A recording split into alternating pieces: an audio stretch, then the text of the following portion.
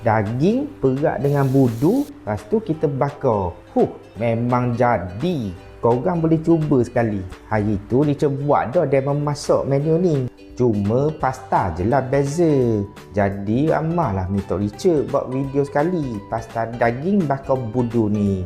Dia orang nak masak kok. Kita tunaikanlah hasrat mereka hari ni.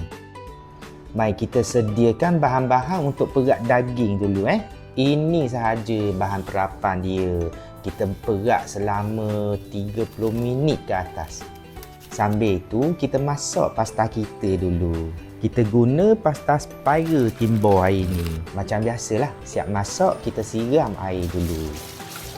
Mana dah sos pasta Richard letak Aduh, nyanyak dah. Tu tau dia.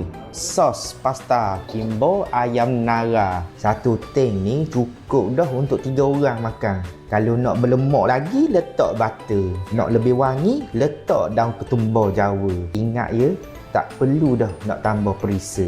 Memang berbaloi sos pasta Kimbo ni. Dok siap je ni. Jangan lupa daging kita dok bakar gitu. Daging ni kita bakar biar betul-betul masak je.